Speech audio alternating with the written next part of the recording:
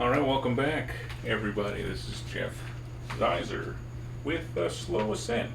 Today, we're back. More Joseki. I hope you're excited. I always enjoy it. All right, so today, we're going to keep going with Star Point, Low Approach, Pincers. So we already did attacking. Right, 3-3, take the corner. Sometimes you want an alternative. And again, many of you are playing handicap games. Many times your opponent won't just bow to what you like, right? So because, of course, you want him, once you cut with the Joseki we covered in a previous video, when you cut, right, you want to take the corner. Like, give him the corner, get your outside influence. What if he doesn't want to do that? Or if you don't want to do that? Well, this involves running away. Okay, so not in every position is this great. There is a Joseki answer to this. Let me give you the basic shape. And I'll talk about when it seems to work and doesn't work for me quite as well. Okay, so 1, black again, naturally. 2, that is to say, black's flying to try to make shape. White then goes 3. Now, many people naturally might do 4 or 4, but the Joseki has you kick once. Kick. White goes down. Then black extends. 1 space. Pincer by white. This direction, I guess you could say down. All right, so there's a feeling you get once you start studying enough of these moves. Basically, what is a Joseki and what's not a Joseki, right? What's a good formation? What's suffering? So in this case, right, white has no base. Now, this shape itself is pretty resilient. Look at this. So just a basic, try to push through it. Black did not push through. White has thickness. Not quite shape yet, right? But already one forcing move I can see there. I wouldn't use it right away, but you have it, right? Or you'd come the other way and start to deconstruct his shape a little bit. Not bad, right? So it's a strong shape. It can't be cut easily. It can be probed, right? It can definitely be poked, but hard to cut through. So that's my one demonstration. But generally when you read these, the first thing I recommend is set them on a board, try to attack them. That'll generally show you if it's a resilient shape or not. This is a resilient shape. You also note, right, the kick did put white 1 lower. So white has some recourse to the corner, right, because this is a star point, so it's a 4th line. And you can do some damage to whatever shape the guy makes over here. So that's part of white's compensation. Again, that too, practice your kick 1 stone extension corners, right? Sometimes you just get life here, sometimes you connect out. I mean, like even this, right? If you can make an opponent make that shape, you've already won. Look at that, gross. Sometimes you want the empty triangle, right? But that is not a happy looking shape, everybody. Okay, so now when you see these shapes, besides just trying to cut them, you should also start to think of, like, why is this Joseki? Why isn't it just bad for white? Okay, so white is, think about like a cloud, right? White is kind of billowing out this direction. That's one thing that is positive. So he's getting central influence, or at least hopefully connecting to another group, right? If we said these are black, there's got to be white somewhere else, one hopes. Or at some point there will be. Also, part of what I like the Aji of this, right, the potential, you're 1 line ahead of black over here. So let's say black wanted to keep running. Just you go straight. You shouldn't, by the way, but just say you did. Right, you managed to stay ahead. So that resilient shape now is gotten strong, right? Like, if somehow you can make it broad and get a moyo going, that'd be pretty awesome. Okay, so now the issue I have with this shape, if you're going to ask when I've tried it, because I've studied it and then want to play it, in the post-game analysis, the bot doesn't always give me the same results. What I mean is, if you're playing, like, say, a territorial heavy game, I don't know, let's do something like that. You have a strong territory position. Something like this is an influence play. The bot will say something like it doesn't really match. I've made them work and got victories out of them, of course. And mostly, I would say, my early level, low level player mentality. Like if black has a position here, let's say I knew I could invade the 3-3, but I wasn't very confident on reducing these sides. You're thinking, ooh, I can get there and reduce some of this moyo. If you were pinned in enough, it might be your only shot. It might be worth it. Where I've got the bot to review this position well, I'll show you in a second actually, but before I do that, let's look at a less good version to demonstrate my point about getting ahead. Alright, let's take the stones off real quick. And this one is good for black. So if you're ever black and you're curious. So white jumps, black jumps. Now let's take him off. White commits a little, over-commits a little bit. Here we go. So 3, you go 4, you go 5. Now you go 6, 7, 8. This is actually looking like a bad version of the one of the pincers for the Komoku. There's the block. 10, 11, 12, 13 to cover your weakness. Okay, so this one, like I said, it reminds me of a pincer we'll study at some point. One space, what is it, the Kema approach, the low Kema approach to a 3-4 point, and then you do a one space pincer. There's a Joseki that kind of looks like this, but the biggest problem is, look at this, right? Because of this, the way the stones are set up, black's ahead, right? And over here, black's ahead. So black is safe, chasing white, and what's worse, compared to the last one we looked at, white's flat. Right? There's a lot of like probing moves and forcing moves. Like you could really push white down and make him struggle. I don't think you'll kill him. It's not that bad. And like we said, some of the potential over here still exists. All the potential over here is pretty much maybe a monkey jump at some point. I'm not that impressed. Right? At some point maybe you can do, I got it, guys.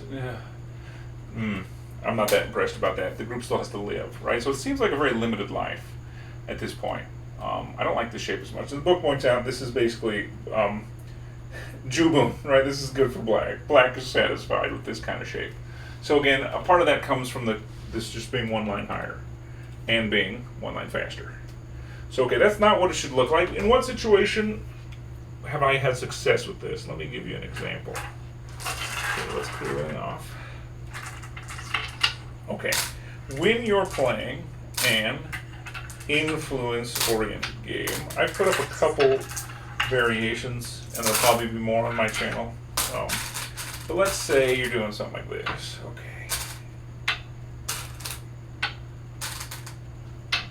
Okay. Oh, yeah.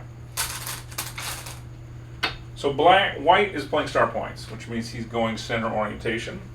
Black is played a high enclosure and a 5-4 point.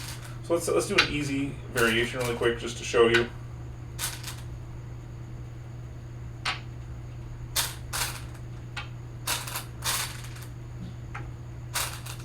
Okay, so in this position right here, this is one of the shortest Joseki for the hitting under the Takamoku. Okay, right now, black is projecting influence. More importantly, towards where white wants it. Default me would do something like this, territorial Jeff. Attacking bot would always go here. Alright, now what's white gonna do, funny enough, a lot of time white does this. Now the bot, funny enough, the one Don bot says, just, here, that's better. Because then if you build up a territory, white can build this way, right? And black builds this way, it's a good trade. But a lot of time you get cut. Okay, watch this. You fly. Now, white could go here. This stone will now be abandoned down here at the bottom. So, a lot of the time this will happen, right? Hey, look at that. It's a two space. On the third line, it's probably alive. It probably is alive, by the way. But then,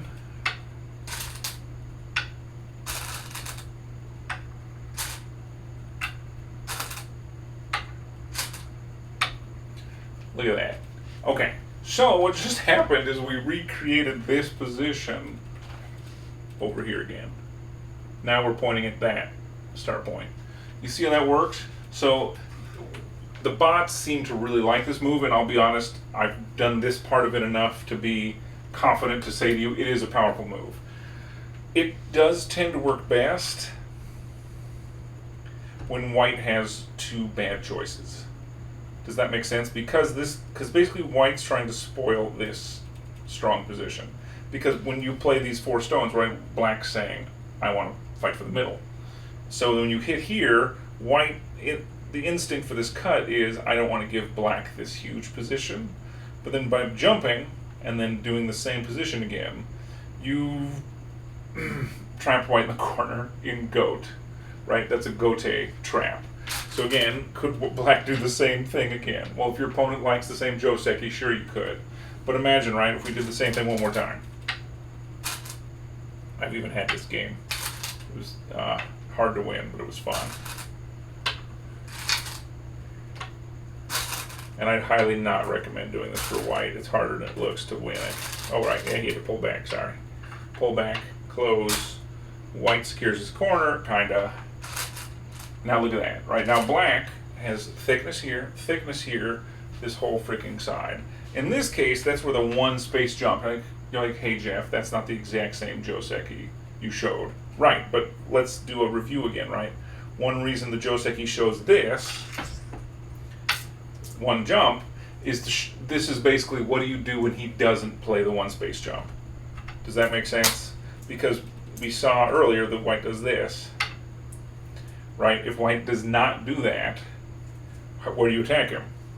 Generally, as the Japanese phrase goes, right, the enemy good point's my good point. So in this case, where the enemy would go, you should go.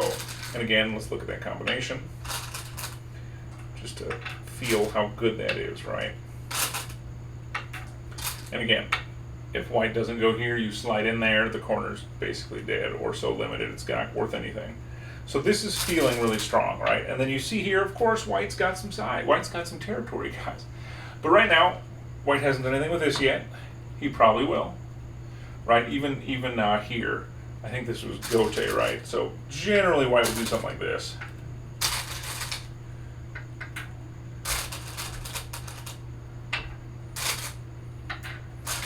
And he'll get a sente move somewhere, right? But even you have that, right? Like, ooh, look, white spoiled the flank a little bit. Hopefully you see this giant moyo of influence. Again, any decent white player is going to be spoiling something, right? Even here. Like, that's probably the one I'd go for, right? So you start to see the spoiling. But if you squint at it and look, right, you start to see this, like, there is a lot of middle potential here for black to just take the whole thing, right? So at some point, white's going to have to try to reduce that. And remember, you don't need 150 points to win the game. You need, like, 70. So if black can get 70 points in this middle somewhere, it can work. So this one space jump, in my experience, tends to work best when you're playing an influence game. That's the conclusion, everybody. I hope you enjoyed it. I hope this is helping. I hope you can see that you can run into the center with pincers. You don't always have to just accept the pincer, especially from a star point, but it depends what you're doing. And by the way, those kicks we talked about, there's a lot of kicking energy left in these hills, right? So there's a lot that you can reverse kick too. Although these variations, everybody, get your own bot and study them. They're complicated, but they're fun. I've had a good time with it. But overall, we'll probably do some of those at some point. I have a couple videos where I drilled this opening several times. Ooh, it takes a lot of brain power. But hopefully you start to enjoy it, everybody. I'm starting to see these moves more in my game, so I like them. I would recommend not forcing it, but when the opening encourages it or it feels right, try it. If you're me, you'll play it 5 times in the wrong timing, it'll suck, but then you'll finally find a place where it does work and enjoy yourself. So hopefully you all enjoyed that little Joseki video. This is your host, Jeff. Until the next time, I'll see y'all then. Until the next move. Bye-bye now.